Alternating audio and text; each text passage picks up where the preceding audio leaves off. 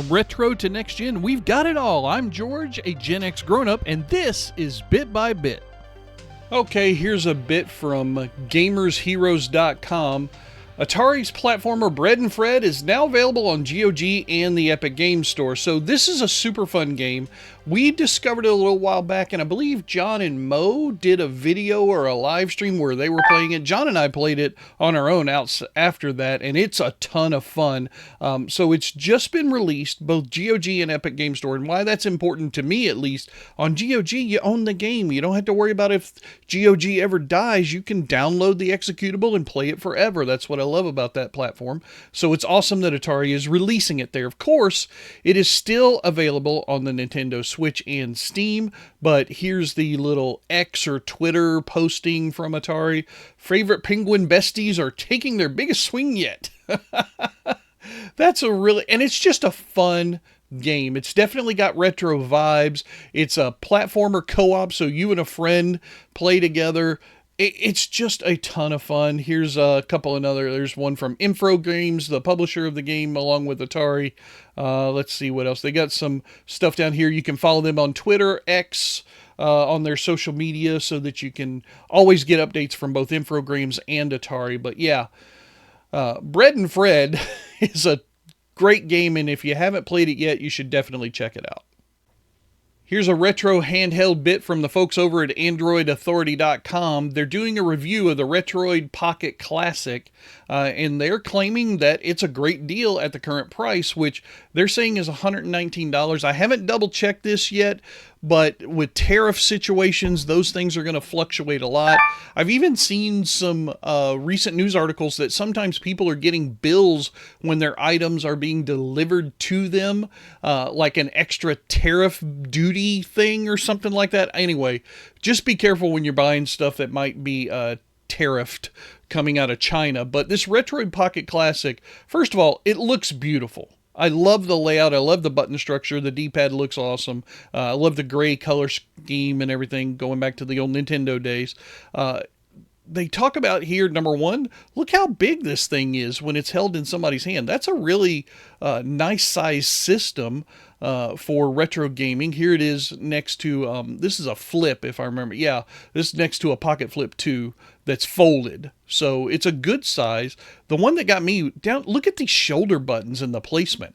I really like that. Now, I'm not 100% sure, not having one in my hand, how those middle buttons are to grab and play, but boy, I really like this system, and for $120, if that's what I can get it for, this might be worth adding to my library of new retro-themed handhelds. I love these systems. They're not terribly expensive. $100, that's not bad. Anyway, this review article has a lot in it, so if you're interested, definitely go check it out. I'll have the link down in the description so you can go have a look. But yeah, the Retroid Pocket Classic may just be an insta-buy for me.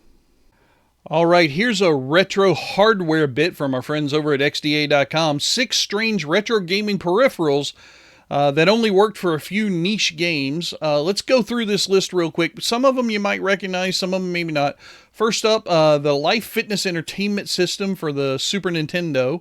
I mean, look at this. This is crazy. All this work that was put into it. Look, this whole exercise bike and everything. Let's see. It looks like it had a monitor bill priced at $2,000. Whoo, $4,200 today. Oh my goodness gracious. Anyway, let's go through some of the other stuff down here. This one I do remember. The punching bag inflatable for the NES. I never had one. I remember seeing it on a commercial back then or something like that and just kind of really wanted it. But man, that's a cool one. Resident Evil 4 chainsaw controller. I don't know if John is a fan of Resident Evil, but I know a lot of you are. I like Resident Evil. I certainly love the movies. Those were really awesome. But this controller just looks completely impractical. I agree with the article that it's really just a display piece, not necessarily a good controller to play with, but it does look cool. And apparently each one of them were individually painted, so every single one is unique. That's cool. this Res Trance Vibrator. Yeah, we're going to skip right past that, this family-friendly channel. Let's go here. Game Boy Pocket Sonar. This is the one that caught my eye the most. This made your Game Boy a legitimate sonar for when you go fishing, and they've got some pictures here of the system and how it would look on the display, and it would literally show you schools of fish, the bottom of the floor, everything. I mean, that's just freaking cool. I really wish that I had that and a Game Boy right now. I would take that out today and go fishing. Last one up, number 1, Konami Laser Scope. Yeah, this was a horrendous mess. So this thing, basically, it was supposed to replace one of the light guns that you might have on the NES or something like that. Remember, for Duck Hunt or one of those types of things. And it was voice activated. So you used your eye to center the little reticle on your TV screen, and then you shouted the word fire.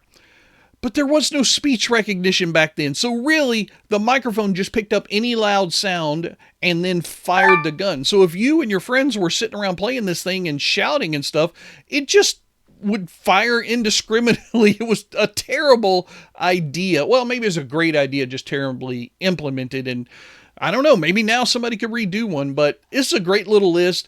I'll have the link down in the description. Go check it out. It's well worth a read. It'll bring back some fun memories, I'm pretty sure. Okay, here's a bit from MSN.com that's really going to piss me off. Apparently, I can't have my Mountain Dew and Fritos when I'm playing video games anymore because they're going to make me suck. High-fat, high-sugar diets make you suck at video games, they say. So, I'll go ahead and click the continue link. There's a video down here that plays. Go do this at your own leisure or peril. If you're like me and you enjoy your snacks while you're playing video games, apparently they're saying you need to eat healthy carbs and fats or blah, blah, blah. Look, video games were meant to be played with Mountain Dew, pizza, Fritos, things of that nature. I don't care what anybody else says.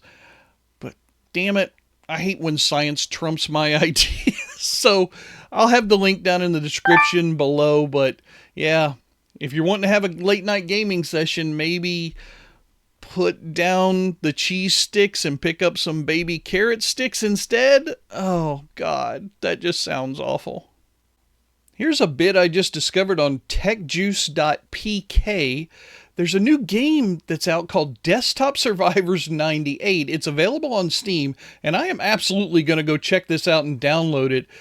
This game is a roguelike bullet hell survivor game that you play, as you can see in this screenshot here, entirely on a Windows 98 desktop. I was looking at some of the details, and this thing is just fascinating. So it's inspired by titles like Vampire Survivors, apparently, and you control a little cursor, obviously, on Windows 98, and there's just endless waves of enemies that keep spawning. You have to fight characters like Clippy's Clippy's long-lost relative Sorty, and use patient cards and the MS Paint bucket. This just sounds like a blast to me. I love that era of desktops, Windows 95, Windows 98. That was all the rage for Gen Xers, of course. That's when the desktop OS really came into its own, in my opinion. And boy, a game based in that world, in that environment, just sounds like it would be fun. So I'm definitely going to check it out. I hope you will too. That's going to do it for the news making headlines in the gaming world right now. I am George, and if you want to see more, hit that subscribe button, and I'll keep on bringing you the news bit by bit.